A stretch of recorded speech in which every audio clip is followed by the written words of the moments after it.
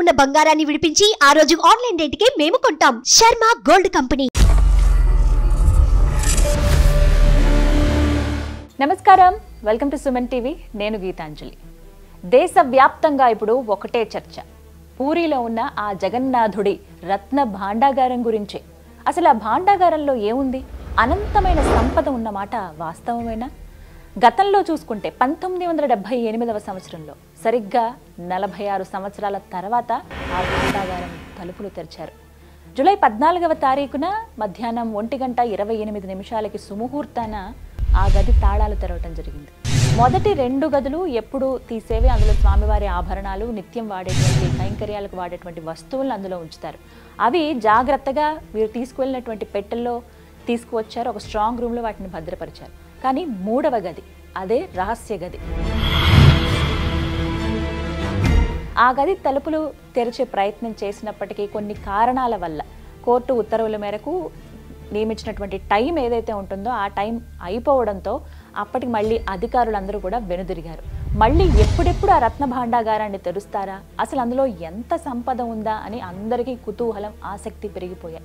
ప్రస్తుతం స్వామివారి రథయాత్ర జరుగుతోంది. మరి ఇంకో ఒక్కరోజు మిగిలింది ఈ రథయాత్ర. అందులోనూ భక్తులందరూ అక్కడ ఉన్నారు. ఎవరికి ఎటువంటి ఇబ్బంది కలగకూడదు, మరీ ముఖ్యంగా ఆ జగన్నాథుడికి జరిగేటువంటి సేవలకు ఆటంకం కలగకూడదనే ఉద్దేశంతో ప్రస్తుతం నిలిపివేశారు ఆ రత్న భాండాగారాన్ని తెరిచేటువంటి ఆ ప్రక్రియని.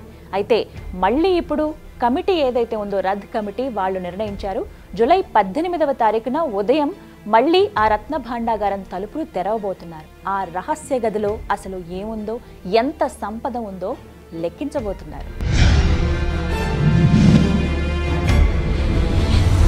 అధికారులు పక్కా టైం కూడా చెబుతున్నారు. జూలై 18వ తేదీ గురువారం ఉదయం 9:51 నుంచి 12:15 మధ్య ఆ రత్న భాండాగార తలుపులను తీస్తారు అధికారులు. అయితే అందులో ఉన్నటువంటి విలువైన వస్తువులను తాత్కాలిక రూమ్కు షిఫ్ట్ చేస్తారు. పురావస్తు శాఖ అధికారులు తమకు సహకరిస్తారని, ఈ వ్యవహారం మొత్తాన్ని కూడా video తీస్తామని justice Biswanath Rath committee తెలిపింది. అయితే ఆ ఆభరణాలను తాత్కాలికంగా ఉంచే గదిలో పటిష్ట బందోబస్తు ఏర్పాటు చేయనున్నట్లు స్పష్టం చేశారు. ఆ ప్రాంతం మొత్తం కూడా సీసీ కెమెరాలను ఏర్పాటు చేస్తామని కూడా చెప్పారు. అలాగే ఎలాంటి ఫైర్ యాక్సిడెంట్స్ కూడా జరగకుండా అన్ని రకాల అగ్నిమాపక చర్యలు తీసుకోనున్నట్లుగా అధికారులు చెప్పారు. మొత్తంగా చూసుకుంటే కొంతమంది చెప్తున్న మాట ఏంటంటే 40 టన్నుల బంగారం అందులో ఉంది ఖచ్చితంగా అంటున్నారు. అప్పట్లో రాజులు 4 ఏనుల పైన మోపించుకుని వచ్చినటువంటి బంగారాన్ని అందులో నిక్షిప్తం చేశారని చెప్తారు.